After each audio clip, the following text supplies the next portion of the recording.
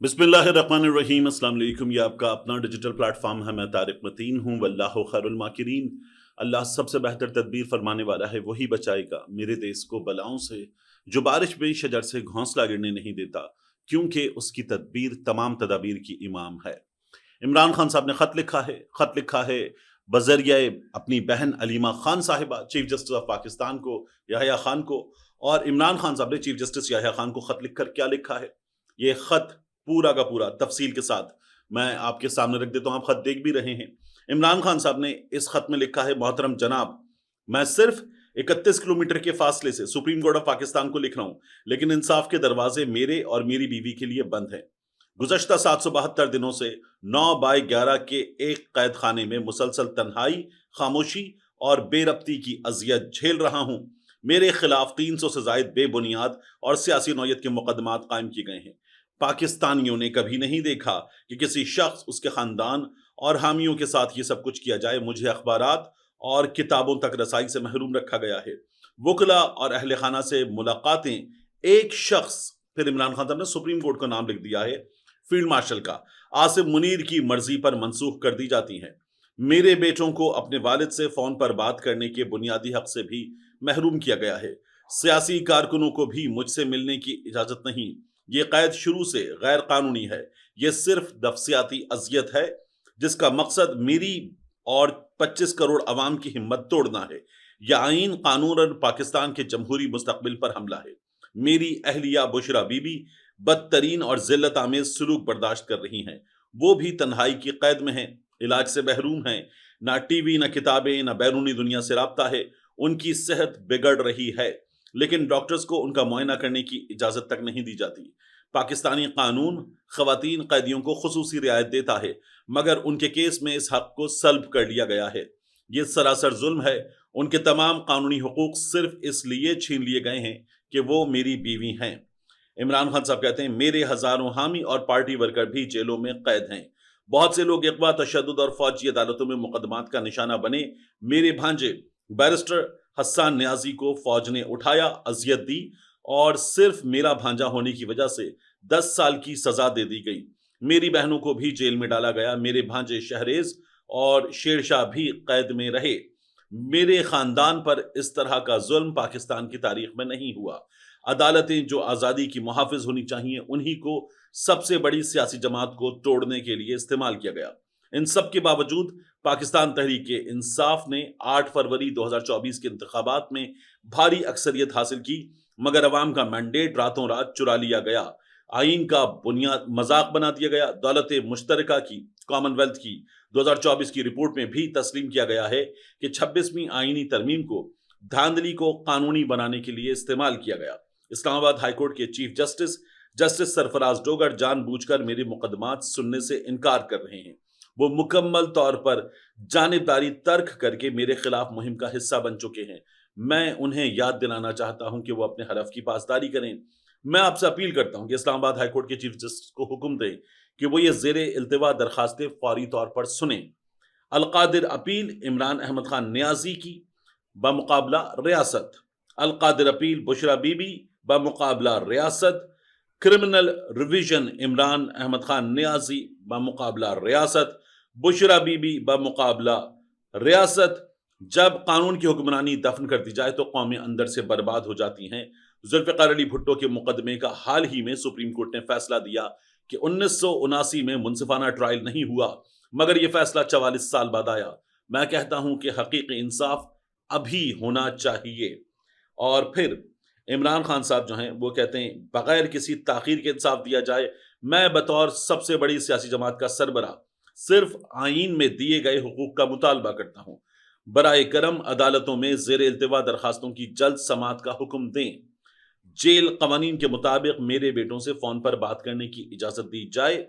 आखिरी सफ़े पर इमरान खान साहब लिखते हैं, मेरी अहलिया बुशरा बीबी के इलाज के लिए उनके डॉक्टर्स तक रसाई दी जाए और आखिरकार अदलिया की आज़ादी को बहाल किया जाए। आपके फैसलों का हौसला जो आप दिखाएंगे तारीख में दर्ज होगा। पाकिस्तान एक फैसला कुन लम्हे पर खड़ा है। मैं अपील करता हूं कि आप अपने हलफ की पासदारी करें और कौम को दिखाएं कि सुप्रीम कोर्ट इंसाफ का आखिरी सहारा है। इमरान अहमद खान न्याजी, सरपरस्त आला। Pattern in chief Pakistan Tehreek Insaf بذریعہ بہن علیمہ خان صاحبہ کے سگنیچر آخری صفحے پر. یہ عمران خان صاحب کا خط ہے. عاصم منیر صاحب کا نام لکھ کر عمران خان صاحب نے سپریم کورٹ آف پاکستان کو دے دیا ہے. کیا ہوگا، یہ کب سنی جائے گی، کیسے سنی جائے گی؟ سپریم کورٹ آف پاکستان میں کیس لگانے کے لیے جو کمیٹی ہے وہ بھی 26ویں آئینی ترمیم کے بعد جس طرح سے ہمارے سامنے معاملات ہوئے ہیں اس طرح سے بنا دی گئی ہے. اور اب یہاں عمران خان صاحب نے جو باتیں کی ہیں ان باتوں میں ایک بہت بنیادی بات، یہ جو عمران خان صاحب کہہ رہے ہیں نا کہ میرا کیس سنا نہیں جا رہا، میں نے صبح کی ویڈیو میں بھی آپ کو بتایا کب، کچھ 17-18 جنوری، تقریباً 8 مہینے، پورے 8 مہینے پہلے عمران خان صاحب کے القادر کیس کا فیصلہ آیا. پھر اس کے بعد اپیل میں گئے، چلیے نہیں سنی جائے گی، پورا سال نہیں سنی جائے گی، یہ ہمیں خبر کے ذریعے پتا چل گیا. پھر اس کے بعد سزا معطلی میں گئے. ایک تو فیصلے کو چیلنج کیا تھا، سزا معطلی میں گئے تو سزا معطلی کی درخواست بھی عمران خان صاحب کی مہینوں سے نہیں سنی جا رہی، اور سنی بھی گئی تو وکیل بدل دیا، پھر وکیل بدل دیا، وکیل کی طبیعت خراب، عدالت کی چھٹیاں، یہ سب کچھ عمران خان صاحب کے کیس میں ہوا. میں نے آپ سے کہا ایک سویلین کی اوقات، عمران احمد خان نیازی ایک سویلین ہے، ایک سویلین کی اوقات آپ نے دیکھ لی. اور اب آپ دیکھیے آج کیا ہوا ہے.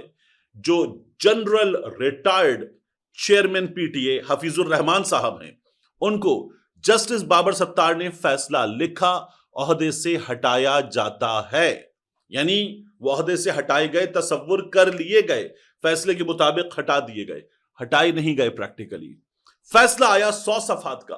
کیسے ممکن تھا کہ ایک وکیل 100 صفحات کا فیصلہ ایک پڑھے لکھے، بہت پڑھے لکھے جج کا وہ چند منٹوں میں پڑھ لے، اس کے بعد وہ اپنے پوائنٹس جوٹ ڈاؤن کرے، اور اس کے بعد پھر وہ اپنی درخواست لکھے، اور لکھنے کے بعد وہ اپنے سٹاف کو دے، اور وہ سٹاف اس درخواست کو پورا کا پورا کمپوز کرے، ریڈی کرے، اور اس کے بعد وہ پروف ریڈ ہو، اور پروف ریڈ ہونے کے بعد وہ پہنچے عدالت کے اس دفتر میں جہاں ایڈوکیٹ آن ریکارڈ چیک کرے، دوبارہ پڑھے، اور پڑھنے کے بعد بتائے کہ ٹھیک ہے کوئی اعتراض نہیں ہے، یہ درخواست جو ہے میرے ٹھپے کے ساتھ آگے جاتی ہے، اور پھر وہ درخواست جمع ہو. کیسے ممکن تھا کہ یہ کام چند گھنٹوں میں کر لیے جائے؟ کچھ 3:45 ساڑھے 3 بجے کا واقعہ تھا، بابر ستار صاحب کا فیصلہ، اور عدالتی وقت تقریباً ختم ہو جاتا جب یہ فیصلہ آیا تھا. فوری طور پر انٹرا کورٹ اپیل دائر ہو گئی کیونکہ جنرل صاحب سامنے تھے. پھر اس کے بعد انٹرا کورٹ اپیل دائر ہونے کے بعد لگ گئی کیونکہ جنرل صاحب سامنے تھے، اور جسٹس بابر ستار صاحب جو ان ججز میں شامل تھے جنہوں نے یہ بتایا کہ خفیہ ادارے ہمیں ڈرا دھمکا رہے ہیں، ان جج صاحب کے فیصلے کو اسلام آباد ہائی کورٹ میں نئے لائے گئے ججز، غالباً 11ویں اور 12ویں نمبر پر موجود ججز، اتنا بڑا معاملہ نئے ججز کو نہیں دیا جاتا، ان کو دیا گیا، اور انہوں نے فوری طور پر جنرل صاحب کے بارے میں جسٹس بابر ستار صاحب کا سنگل بینچ کا فیصلہ 2 جج صاحبان نے وہ ختم کر دیا، اور جنرل صاحب کو ان کے عہدے پر بحال کر دیا گیا ہے. ایک جنرل صاحب تھے تو جنرل صاحب کا کیس چند گھنٹوں میں لگ گیا. ایک سابق وزیر اعظم پاکستان کی سب سے بڑی سیاسی جماعت کا، وہ اپنا کیس 17 یا 18 جنوری سے لے کر بیٹھا ہوا ہے، اور اب تک اس کا کیس لگایا نہیں جا رہا. وہ کیا کرتا ہے؟ وہ اپیل کرتا ہے، پھر وہ سزا معطلی کی درخواست دیتا ہے، پھر وہ سزا معطلی کی درخواست سن لی جائے درخواست دیتا ہے، پھر وہ ایک درخواست دیتا ہے کہ میں نے یہ درخواست دی تھی کہ میری درخواست سن لی جائے، یعنی چوتھی درخواست، اور پھر بھی کچھ نہیں ہوتا. پھر اس کے بعد وہ عدالت دوبارہ آتا ہے، اس کی بہن چیف جسٹس کے چیمبر میں پہنچ جاتی ہیں، پھر بھی کچھ نہیں ہوتا، اور پھر اس کا خط سپریم کورٹ آف پاکستان کے چیف جسٹس تک پہنچتا ہے، اور کہا جاتا ہے میرا کیس سن لیا جائے. یہ ایک سویلین کا معاملہ ہے. اب یہاں سے آگے کیا ہوگا ہم دیکھیں گے، کیونکہ ہمارے ہاں ہے ایک عدالتی پالیسی. کہاں ہے عدالتی پالیسی؟ جنرل حفیظ الرحمان صاحب کے کیس میں. کہاں ہے عدالتی پالیسی؟ یہ جو جج صاحبان ہیں جن کے بارے میں سپریم کورٹ آف پاکستان نے جب سرفراز ڈوگر صاحب کا معاملہ تھا فیصلہ دے دیا، تو پھر وہ عدالتی پالیسی کہاں ہے؟ چیزیں کہاں ہیں؟ وہ نہیں سنی جا رہی، کیونکہ نظام ایک عجیب سے انداز میں اس وقت تقریباً جکڑا گیا ہے، اور اس جکڑے گئے نظام میں یہی سب کچھ ممکن تھا جو ہو رہا ہے. اس نظام پر خبر دینے والے خبر بن رہے ہیں، چاہے وہ سمینہ پاشا ہوں یا کاشف عباسی صاحب ہوں یا دیگر صحافی. یہ سلسلہ مسلسل جاری ہے. اس ویڈیو میں آخری چیز، یہ جو معاہدہ ہوا ہے، میں نے آپ سے کہا کہ بہت اچھا معاہدہ ہے، زبردست کہ پاکستان اور سعودی عرب کے تعلقات میں ایک نئی پیش رفت ہو جائے اور ایک نئی جہت ہمارے سامنے آ جائے، ایک نیا لیول آ جائے، اچھی بات ہے. اور بعض لوگ کہتے ہیں کہ یہ تو حکومت ہی ناجائز ہے، اس حکومت کو کامیابی ملے کیوں؟ میں کہتا ہوں نہیں، اس سے زیادہ ناجائز حکومت بھی ہو، لیکن اگر وہ کامیاب ہو جاتی ہے اور پاکستان کا غریب محکوم پسا ہوا ایک انسان، اس کے لیے کچھ بھلا ہو جاتا ہے معاشی طور پر، تو میں تب بھی کہوں گا ہو جائے. میں اس حکومت کے ناجائز ہونے کے نتیجے میں ایک غریب جو پس رہا ہے مزید پسے، یہ بات نہیں کروں گا. میں تب بھی کہوں گا پاکستان کا، پاکستانیوں کا کچھ بھلا ان کے ہاتھ سے ہوتا ہے تو ہو جائے. مگر آپ ایک چیز دیکھیے، انصار عباسی صاحب نے ایک ٹویٹ کیا اور کہا کہ جلے سڑے ٹویٹس آ رہے ہیں اور پیغامات آ رہے ہیں کہ یہ جو ہوا ہے یہ اچھا نہیں ہے، اور اس پر کچھ لوگوں کو مرچیں لگ رہی ہیں کہ پاکستان کے وزیر اعظم شہباز شریف کو، فیلڈ مارشل صاحب کو یہ کامیابی مل گئی ہے. کچھ سینئر صحافی، کچھ مخصوص صحافی، تمغہ یافتگان، نوکری یافتگان، تھپکی یافتگان یہ بتا رہے ہیں کہ کچھ لوگوں کو، اور ان کو عمران احمد خان نیازی سے جوڑا جا رہا ہے، تکلیف ہے. میں نے تو پہلے کہا زبردست ہے. میں نے آپ کو گزشتہ ویڈیو میں بھی 8 پوائنٹس تمام چیزیں تفصیل کے ساتھ بتائی تھی، زبردست ہے. لیکن کہاں تھے یہ سینئر صحافی؟